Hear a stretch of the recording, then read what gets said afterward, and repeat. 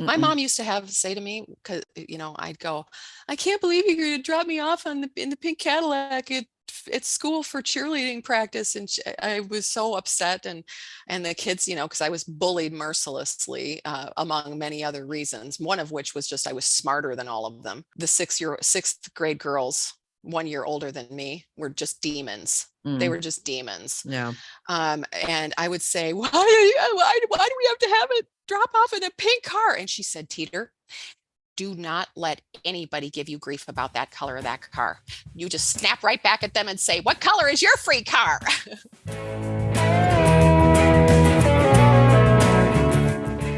Welcome to Gratitude Geek, the relationship marketing podcast for micropreneurs building genuine, lasting relationships with clients, colleagues, and community. I'm your host, Kandas Rodarte, and today I'm joined by Theresa Rose. Theresa is a brand and business crystallizer, strategic co-creator, and certified speaking professional who works with experts and their businesses to create one-of-a-kind visual brands they can draw on a cocktail napkin. Using her crystallization process, Theresa helps thought leaders clarify, amplify, and monetize their brilliance as efficiently and lucratively as possible. Welcome, Yes. Theresa. Oh, thank you, Candace. Thank you. So tell us your story. How'd you get to where you are today? Oh my gosh.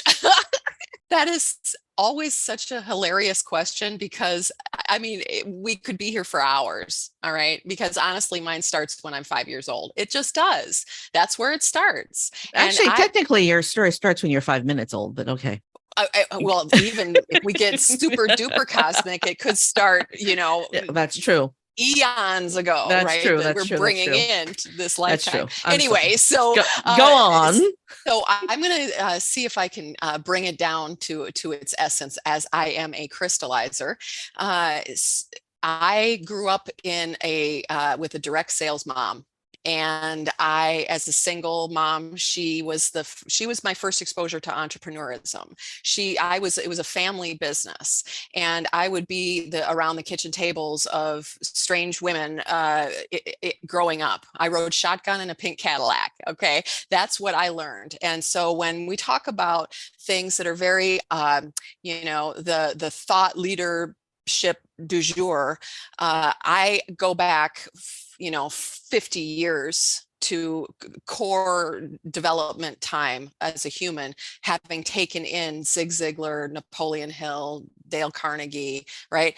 Mary Kay Ash. Mary Kay Ash was the only woman in that field of infinite possibilities back then, right? So I learned that stuff. And so that sort of colors everything that I do then, right? I go through this lens because it was a developmental part of my life to watch a single mother hustle and learn the art of marketing and sales. I mean, my mom was like, whoa, right? I could see her do what she needed to do to grow a team and to create a lasting impact. She was with that organization for 30 years up until her passing in 2006. So that was something that there were amazing things that I learned about that. And there were also things that were challenging about that. And I took all that, and I, was naturally a theatrical person. I was one of those people who always wanted to. Carol Burnett was my hero. I loved comedy. I loved doing voices. I would do things all the time. Da, da, da, da, da, who wants to do it? I will. Who wants to be Mary? I will. Who wants to be Rudolph? I will. Right. So all those things kind of got me into being a performer. Right. I'm very comfortable on stage. And I followed a passion of theater up until I decided, wait, I don't look like the typical girls that make it in theater or in acting or in movies or any of that. I don't. I'm 5'3" and I'm, quarter pounder with cheese, #3 extra value meal is my happy best friend, So I wasn't the typical, ingenue. So I went, okay, I had already been, I don't want to sound so pretentious, but I was in the gifted program. Okay. And it's because my brain works in certain ways that I see context. I see pictures and puzzles, and I love word games, and I just, my brain works that way. So I just decided, okay, when you are going to go to college, if you're not going to pursue what you really love, which is performance, being in front of people and being a performer in any way, then maybe you should just go into business because you can understand all of it. And so I went down hoofing the path of, okay, business management, and here's what we're going to do. And I started to work as a temp and parlayed a job as a temp because I learned about how to work hard and how to learn in every instance and take something from any instance and grow and become smarter from it. All of those totally what would seem as insignificant experiences in my life, like do these temp jobs in downtown Chicago, right? And things that I could tell you, right? Like there's some stories. And so I've learned all along the way, I would just keep capitalizing on the opportunities as they presented themselves to me each and every time. I turned a temp job into a permanent secretarial job. I turned the secretarial job into, a project manager job in a startup organization. And then I turned that into, deeper levels of responsibility, right? And so I went way down that path, running, $100 million of annual revenue for a Fortune 100 company. I could understand the politics, the dynamics, the nuances required to get anything done in an enterprise, right? Because you had to. When there are companies that big, you can't just lean into relationship. It's like different different companies, really, right, that you're navigating. And then life gives another snow globe moment, right? And I got laid off from that company, and I started down the consulting path, and I worked that and learned a lot of things about different industries. And then another snow globe moment, and I couldn't find a job. I got laid off from that company and I couldn't find a job, and I got into alternative healing. Here's where the whole hockey stick to the right conversation goes in my journey.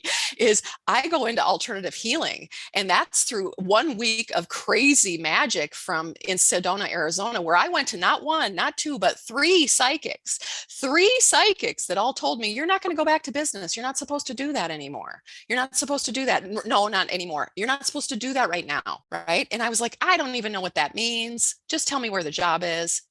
And long story short, I know I'm too late, but long story short, I actually end up going to massage therapy school because I thought, hey, I don't have to look for a job, and I'm going to give and receive massages every day. Sign me up. That sounds fantastic. I'll take an 8-month break from my life of looking for a job. And in day one, I got introduced formally to Reiki. And Reiki is an energy healing that I had used previously just a few years before with the birth of my daughter. And so I was very familiar with how it helped me personally. And so I was like, oh, what's that stuff? What's that stuff? And all of a sudden, my life started to become about energy management. I opened a healing center called Energy Works. I did guided meditations and taught classes. I was nationally certified as a teacher of Reiki. So all of these kinds of things happened. And then another snow globe moment where mom got sick. And when mom got sick, I started to, it was the most beautiful and transformational time of my entire life. To go in eyes wide open and heart wide open through the doorway of the earthly transition is, it's transformative. It's transformative. And I really told myself that I was going to walk through that door purposefully. And I did. And I accidentally stumbled into a writing role with a magazine that I had an article in that turned into a book, which turned into a speech, or into a reading, doing a reading at a book club or a book store. And someone said, how much would you charge to come talk to my company? And I went, charge money to speak in front of people? Remember the little child who would line up the stuffed animals? Okay. suddenly the quiet actress inside who never fed her soul on stage went, oh yeah, baby. And I started in on keynote speaking, right? And I just talked from the heart. I talked about all the material that I'd learned over all of my life of being in, a role of holistic energy management, of consciousness studies, of business management, of all the things that I had done, sales, right, marketing, and brought it into that one experience. And now, as you have me, Kandas, all these different parts of me, what I realized is in one of these iterations of my life, one of the snow globe moments of my life, was that I led a global thought leadership practice in a network, a global executive network. And I got a chance to hear firsthand from people what was really going on in their businesses. Okay. Like, because I was kind of this safe administrator, coach, liaison role, they could drop their armor, as Brene Brown calls it, dropping the armor of that. And I could see how brilliant they were. I could see that because I was talking to them and learning about them and watching them on Zoom calls, right? Seeing them do this, but they were struggling. And what I noticed is that the single through line of their struggle was a lack of clarity. They couldn't see themselves like I could see them. And in my marketing and sales hat, okay, of how do we sell our services and products in a very crowded, chaotic, traumatized, distracted, noisy marketplace where nobody needs to read another thing, how do you get noticed? How does your brilliance get noticed? Right? Why you're here on this planet. When your brilliance gets noticed, which really in my life, I really perceive it as someone's spirit print, like their light within them, and how they show up and what matters to them the most. And when they do that, then they're noticed amongst the noise. And so I start doing that for brands and businesses, using everything that I just told you from 5 years of old, being around a kitchen table to now, how I can weave a solution for people to be seen and understood. I have so many questions for you. Okay. Woo. I know there's so many. Whew. Okay. So you're 5 years old. Your mom has her Mary Kay business. Yep. And did you say that was 50 years ago? It was in 1975. Okay. So 48 years ago. 40 years ago. So are we the same age? I'm a proud 53. We're 53, 50 me. We are the exact same age. All right. So, Okay. So you're Love 5 it. years old. You're 5 years old. You're helping your mom around the kitchen table with her Mary Kay business. And that's Yep. when Mary Kay really took off, was the 70s, the mid 70s. It was. I remember being in the 70s. I remember my mom and my sister, because my sister is older than me, going to Mary Kay parties. I mean, yeah. Yep. So, absolutely. So, and my mom was one of the forerunners. She was one of the forerunners in that. And that was even, I mean, Mary Kay, the company started in the 60s, didn't it? It started in 1963. Yeah. And my mom, I could tell you honestly, this is what if nothing else your listeners can take in is if they are parents. I want to just pivot just for a moment and talk to the parents. And I'm getting so warm, I'm going to take off because I got to really get into this. Okay. The fact of the matter is that when your children are small, I was a product of a divorce, of a very unkind divorce when I was 5 years old. And, I have 2 older brothers. That's a traumatic experience to go through, right? We all go through trauma. And what we do to surround our children, regardless of what happens to them in the circumstances of what might be happening in the world, it is an imprinting essential thing, right? So all of those times I was taking in all that goodness that my mom was reading. She'd get little books from Mary Kay Ash, right? You Can Do It books. You can. I had a stuffed. I want to tell you about Ms. Bear. I know it's a tangent, but Ms. Bear is one of my favorite stories. Being grateful means that you're grateful for the tangents. I'm so grateful for this story that it's coming up because it's one of my dearest stories. So, I mean, imagine a little girl who I won most enthusiastic in second grade. Okay, literally have the certificate of most enthusiastic in second grade because I have been just surrounded by positivity and surrounded by oomph. And one year, Mary Kay gave a stuffed animal that was a little bear, and she had a little business suit on, and her name was Ms. Bear. And you could pull Ms. Bear's string, and she would go, "You can go to the top. You're perfect, just perfect. Be what you want to be." So while the other girls are having the Barbie playhouse, I'm the colossal nerd that is having a Ms. Bear, right? I mean, I had so much judgment about myself and my mom and what it was, because it was unheard of back then. My mother was the one that had the false eyelashes and the long painted fingernails and the fur coat and singing "I Will Survive" in the pink Cadillac. Yeah, I love it. I love it. So you're 5 years old. You have this mom who is doing this thing. Yeah. Okay. The reason why I want to share this story is because I've been doing network marketing my entire life. So my daughter heard The Secret in the car everywhere we went from the age of, 8, right? Or Zig Ziglar or any of those, leaders. Because I'm a fan of. My cat never does this. I think this is love it. I love it. Ladies and gentlemen. I'm a pet person. Shade may have just made his first podcast appearance in years. I love Obviously, he didn't like being the center of attention.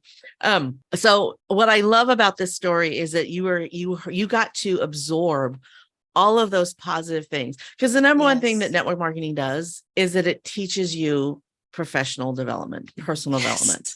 And I was not very good at selling Arbonne at all. I'm not a makeup person. Arbonne was not a good fit for me.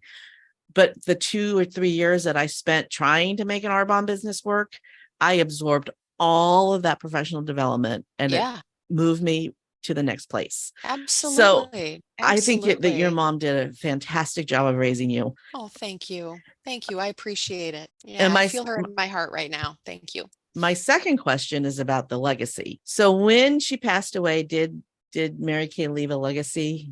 Did you inherit the business? Oh, no. They didn't do that back then? No. Okay. No. I know they do that now. And I was just wondered, because I wanted to share that in case it did happen, because that's one of the huge things that Mary Kay does. And I'm not a Mary Kay consultant, but I'm a fan of the business model. Yeah. One of the things that Mary Kay does now is that when you pass away, you can leave an heir, and someone can take your business, take control of your business. So a lot of Mary Kay consultants, they are building their legacy so that their children or their grandchildren can take their business. Well, that's good. That's good. You know what? I tried to do Mary Kay twice. And I mean, I can talk the paint off the walls. Okay. So it's not about me not being, outspoken. I won most valuable cheerleader. I mean, I'll go into a room that's, and, and do pom-poms, hit me with your best shot. So how can I fail at that? Well, it is something where I believe that we all have a path, we all have a path, and I tried twice to do the path that my mom was doing because it's totally smart.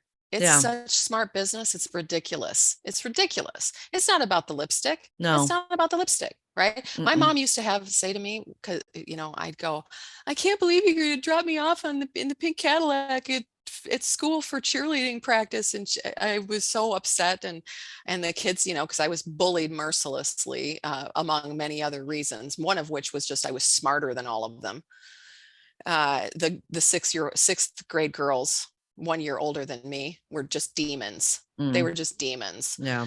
And I would say, why do we have to have it drop off in a pink car? And she said, "Teeter, do not let anybody give you grief about that color of that car. You just snap right back at them and say, 'What color is your free car?'" What color is your free car?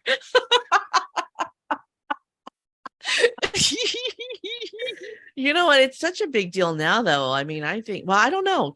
Kids might be embarrassed about their mom's pink It Cadillac. doesn't matter. See, this is what, it's what time will teach you. Yeah. What time will teach you is perspective. Yeah. Right. So, I mean, it's my daughter. This is the same way about being her mother was, a professional motivational speaker. Right. I'm on hundreds of stages. And so she'd go like when she was growing up around, I would say sixth grade or so. One time I was hoofing it up to a northern Minnesota speaking engagement.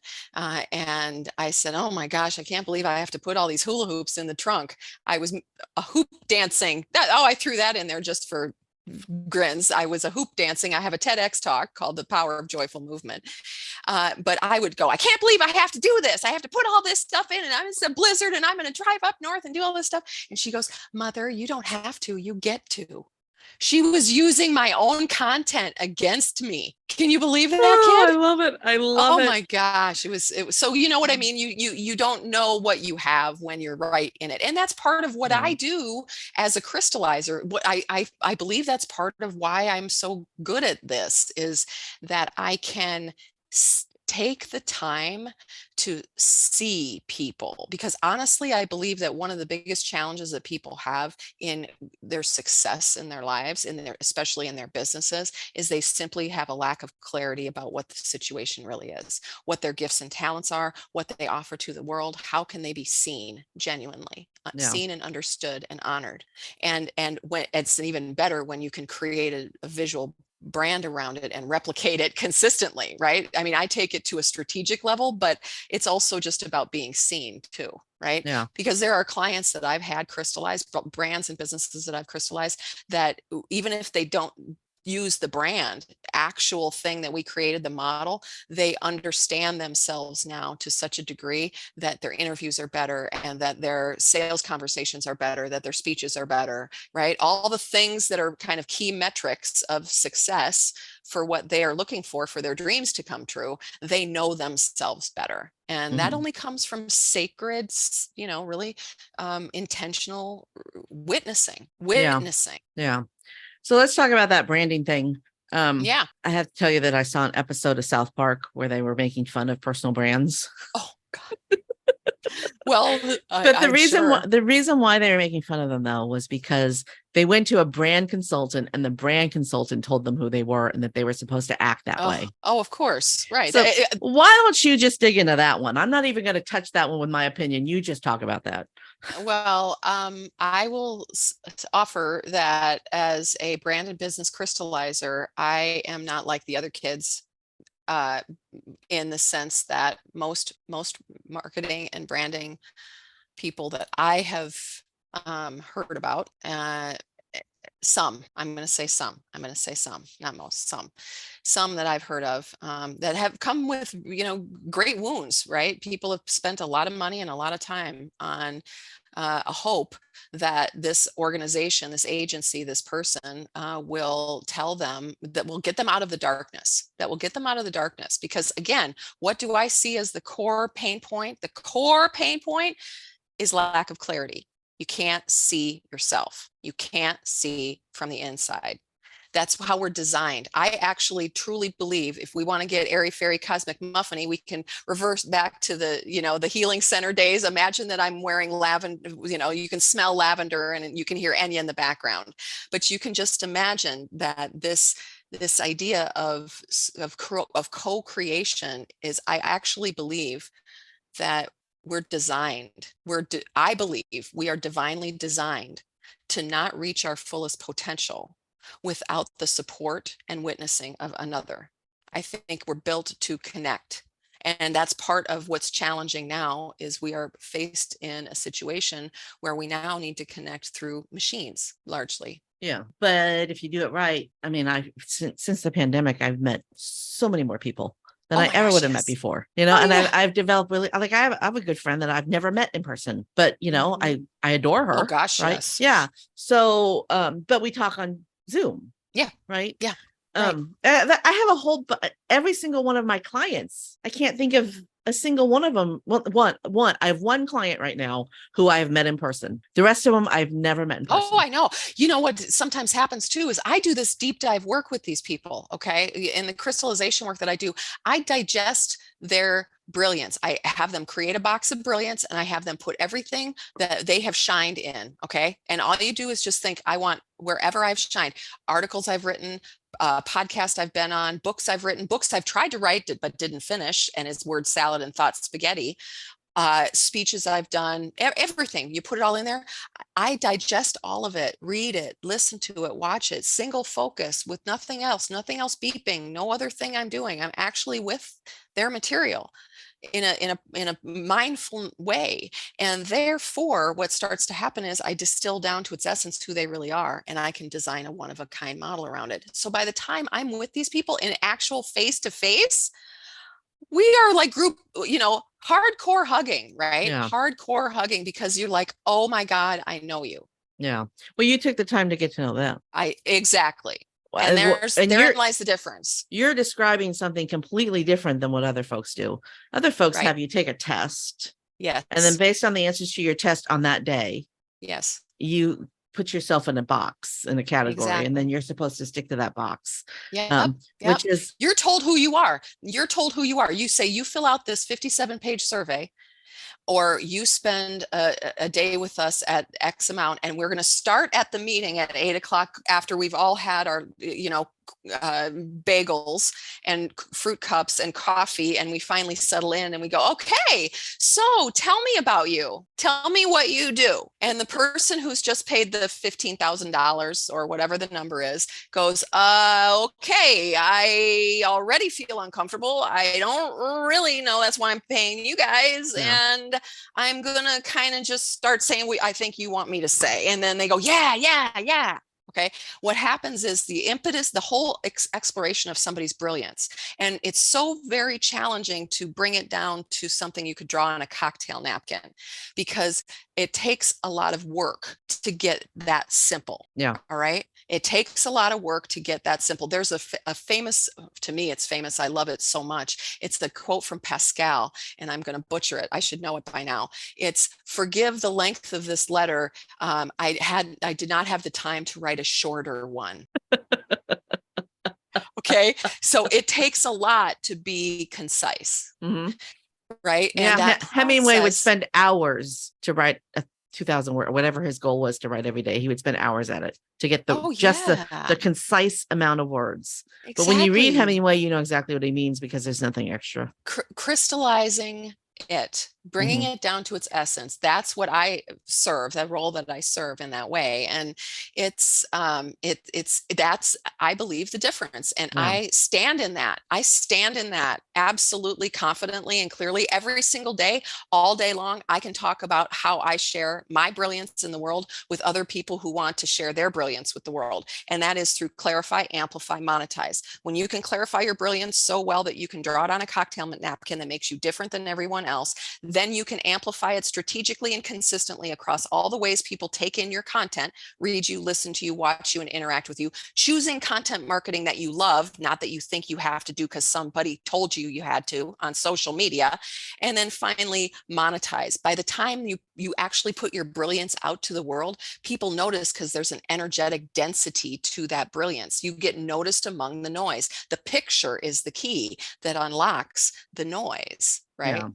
You know how many people are listening to this episode right now? They're listening to the podcast, and all they can imagine is the napkin with the dots.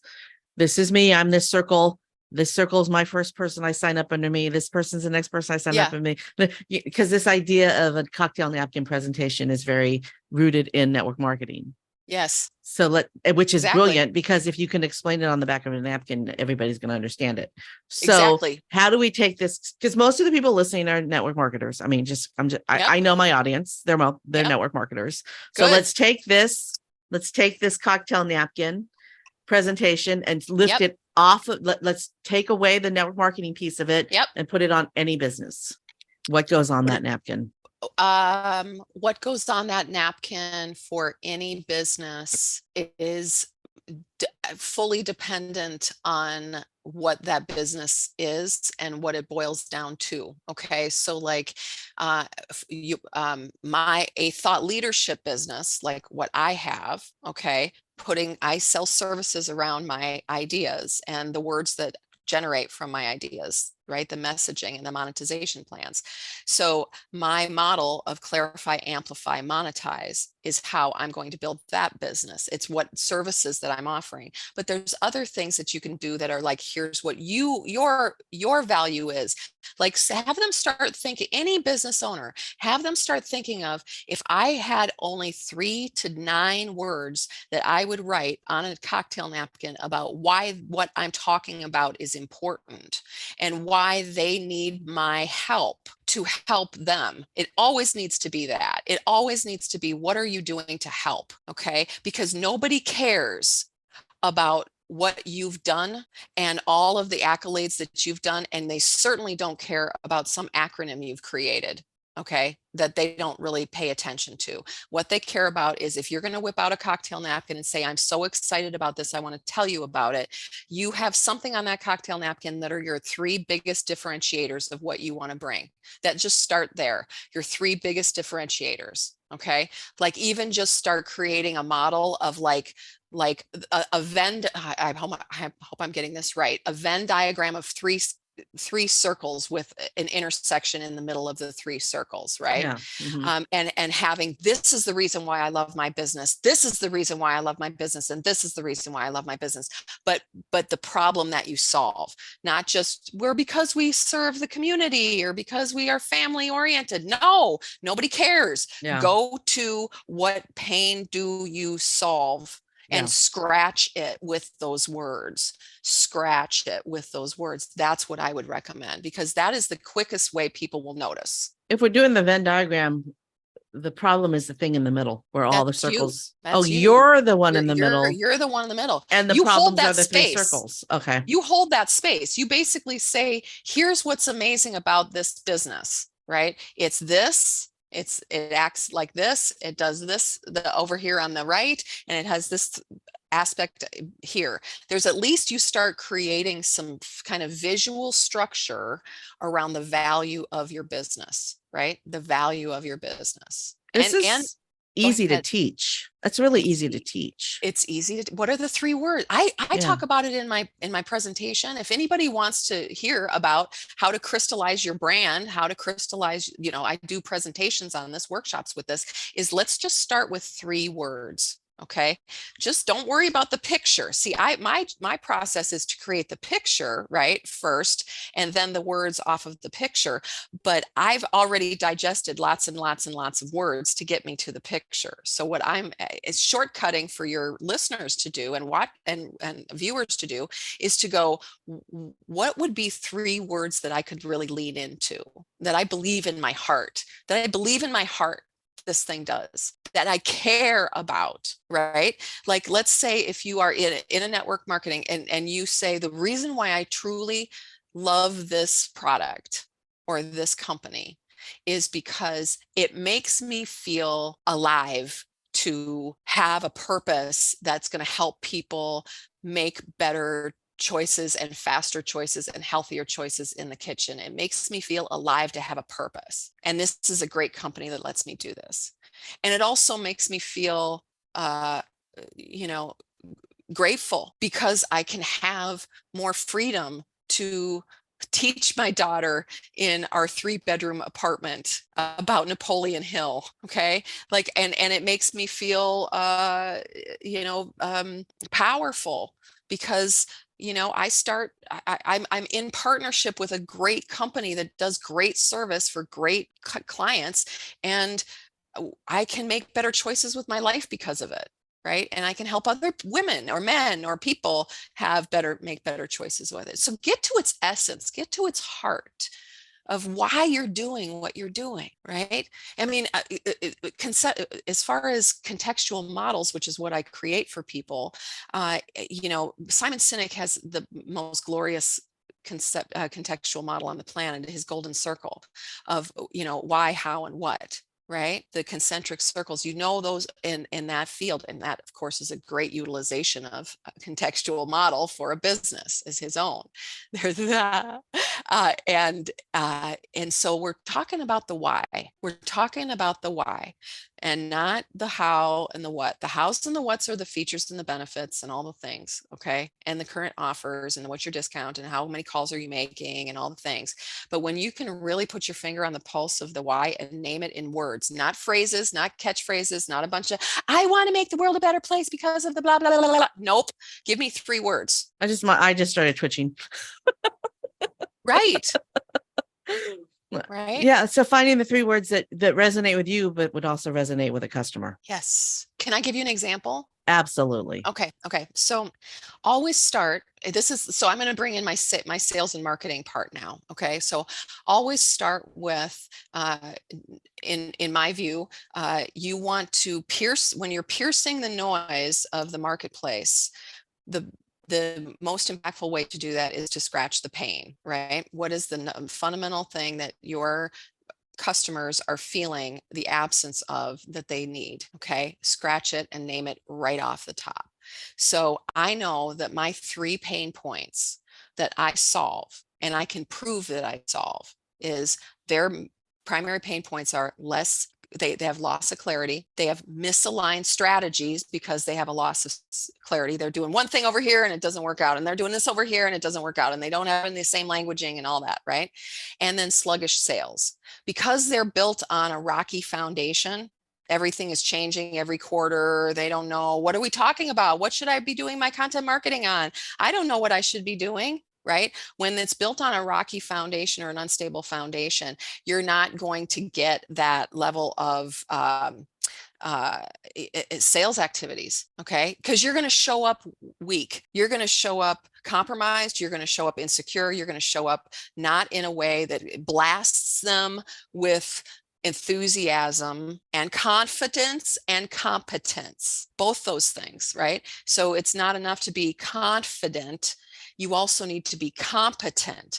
And when you have even a simple drawing of, I love this company because the 3 things, and you draw a heart and you have 3 little things that come off of it. And you say, I love it for this, and I love it for this, and I love it for this.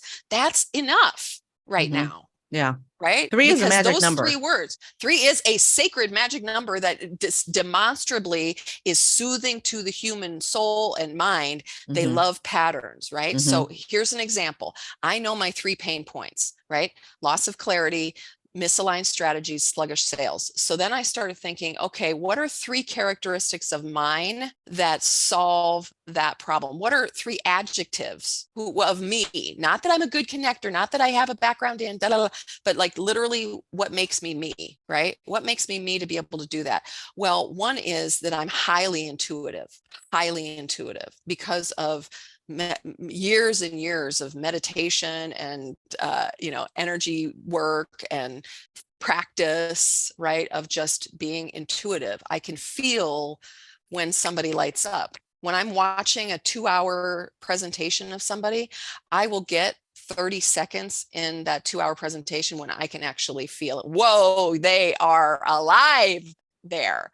Right? That's that intuitiveness that is critical to the first pain point that I experience, right? The first pain, or that they experience, that I'm going to help solve. So my intuition is what drives that clarity. And then the next one is I am a co-creator. I mean, I was born into that, right? And that's going to help get you the clear strategies, right? You're going to get clear because you're going to be able to talk to somebody about it. And then I am persuasive. I could, like I said, I could pull the paint off the walls if I wanted to, because I understood at a very young age. We're bringing it all back to square one. When I was 5 years old, around these dining room tables and driving in the rusty Datsun B210 with my mom after she was working a full-time job as a nurse, going in a blizzard in a snowstorm in Minnesota with her 2 big suitcases of product that I loved. It was the most fun thing on the planet, was her products to use, that she would just say, the key is you got to just be where you are and you make them feel special. every single person, you see the light within them and you make them feel special. You turn that light on, you keep that light going. She would teach me those things, right? And so I've brought that to a level of persuasion in a typical sales role. Yes. Okay. But I also know it just intrinsically that when you are lit up like that and you are present with somebody and you show up, you don't have to sell, right? Yeah. You show and tell who you are. Yeah. And that's what what's so great about having a model is you just go, look at this, look at this. This Yeah. is what I love, right? Not look at me. Yeah. Well, Look at this. the Mary Kay Ash's most famous quote, everybody wears a sign around their neck that says, make me feel important. Yes. So when you are reading their sign rather than flashing yours, exactly, that's when the magic happens. And it happens. It's so beautiful when it happens. And this is why, again, I was taught this, and it's in my bones, is when I'm working with people, it's a true practice of like, okay, where are they now, right? Stopping and not worrying about any sales and not my process, my methodology. I'm going to be the facilitator of it. I'm going to bring a draft. I'm going to bring an open mind and some ways we can do it. I'm going to bring a highly creative, word nerd, and we're going to create something together. And that's what I think is truly magical about it. I really love it. And I wanted to share with you something about, the power of bringing something down to its essence. Cocktail napkin selling, cocktail, and also kind of its wonderful stepsister Post-it note performance. So I was practicing right before this interview, Kandas. I was practicing my 7-minute set that I will be doing stand-up comedy at the National Speakers Association National Conference in 3 days. Okay. I'm doing 7 minutes of the scariest thing anybody can do. I mean, honestly, it is truly the most terrifying thing of all of it. And I love it. And the worst thing happened when I was doing my dry run right before this interview. I was doing it. I've done it maybe 20 times now, right? 20, 30 times I've done my 7-minute thing with a fake microphone, right? As I'm practicing my bit. And I blanked. And I mean blanked. No, I could not see my way out. I could not see. And that's every performer's true nightmare, right? Blanking. And I'm a professional. I'm going to get my certified speaking professional medal at this very same conference. And I just 3 days before doing it, and for 250 of my colleagues, I just blanked. And after I, resuscitated myself from the sheer panic, I went, oh, wait, what's in your toolkit? The Post-it note. So I wrote my set list. This is my set list on a little torn up Post-it note that I'm now going to have with me at all times for the next 3 days, that I'm going to be using the power of a crystallized message, right? My set list. Yeah. But it's like, we sometimes have to go through the ick before we realize we got to get it back to simple, right? We got to drown in the words before we get it back to simple. When kids used to write the answers on their hands. I love it. I am absolutely going to use this little piece of paper on Friday night. Which is brilliant, which is absolutely brilliant. Right. We have a very similar story. Not only we're the same age, but we have a lot of the same stuff that we did when we were kids, right? So I was Lieutenant Janice in the play MASH, my sophomore year of high school. And it's a scene where Major Houlihan is dressing down the ladies, the nurses in the tent. And I blanked on my line, but recovered. Right. Mm-hmm. And 3 months later, an announcement comes on the overhead monitor in the school. And the principal announces that I had won an acting award from the Secondary School Theater Association of California for my role as Janice in the play MASH. Right. I had blanked for a second, right? Yeah, right. But I still did an award-winning performance. I mean, 16-year-olds, how award-winning could it be? But hey, I won awards too. Don't knock it. I was best thespian at 17 years of age. Yeah, and best actress. Oh yeah, I have all those. But even in those moments of when you lose something, you can still recover. So don't panic. Don't panic. Exactly. Just come back to where. Just come back to center. Come back to center and get a Post-it note. Yeah. Get a Post-it note. Right. Yeah. Well, and it was a not only that did Margaret Houlihan, the character playing the actress playing Margaret Houlihan, the way she looked at me, and then I looked at her, and then the line came, right?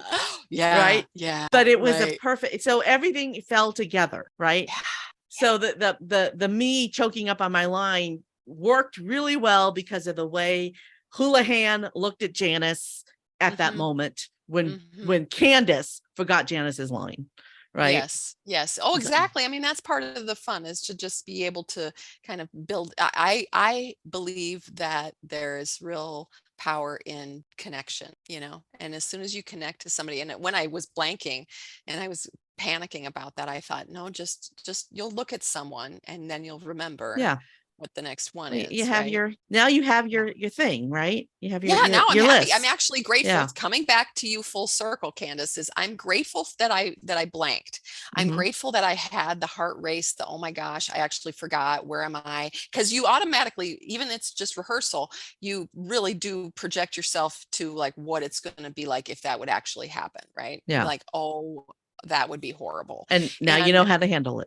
And now I know how to handle it. So I'm grateful for the opportunity. So now I know it's going to rock. I'm going to deliver drop the mic performance because of that previous whiff. Exactly. Yeah. Exactly. I think it's really hilarious that you think the humorous speech is the hardest one to give. That I think the humorous speech Because is the hardest you one said to that give. the stand-up comedy was the hardest speech to give earlier. You might Stand-up not. comedy is by far, I think, the hardest to deliver, but more than doing improv, more than doing motivational speaking, more than doing a Well, performance I of a guess it role. really does depend on the audience, doesn't it? It absolutely depends on the audience.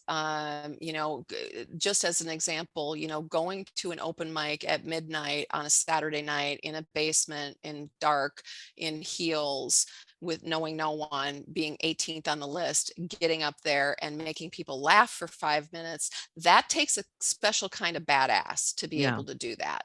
Okay, because it's a heterogeneous drunk audience usually. And so you don't know what you're going to get, and you need to know your material, you need to know yourself, and you need to be comfortable in yourself. And for me, just showing up like that, I mean, I love being on stage. I love doing comedy.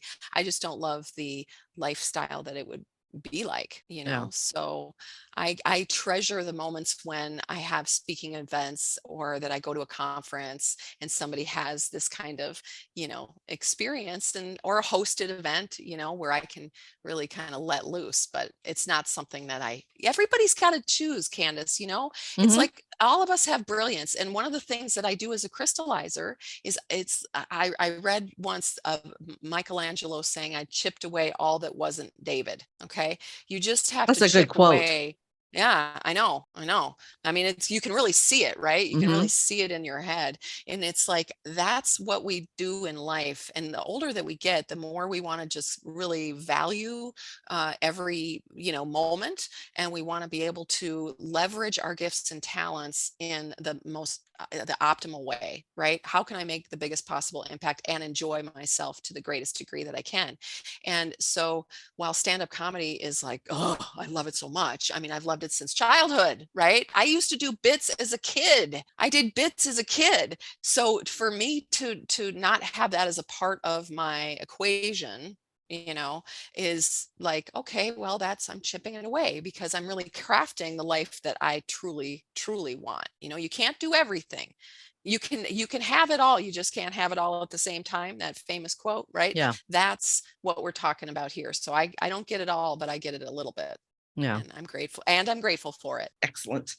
Okay, so what is your favorite marketing tool, tip, or technique Besides the cocktail napkin, I mean, that is my favorite tool, tip, or technique, is take a napkin out and write it down. Write something down that makes you want that person to keep it going. Okay, that's the favorite tip. That's perfect. It's perfect. All right, this is your moment of gratitude. For whom or what are you most grateful? I'm grateful that I get to do my 7 minutes of flawless comedy that I'm going to do in a couple of days. or near flawless. Thanks for tuning in to Gratitude Geek, the relationship marketing podcast for micropreneurs building genuine, lasting relationships with clients, colleagues, and community. If you enjoyed this episode, don't forget to subscribe and leave a review on Audible, iTunes, Good Pods, or your preferred podcast player. Our theme music is track 14 by Rev Brock and Soul Lily. Make sure to visit gratitudegeek.com for the show notes, where you can find links to all the groovy resources we've mentioned, including ways to connect with our guest, Theresa Rose. Stay groovy, my friends. Stay groovy.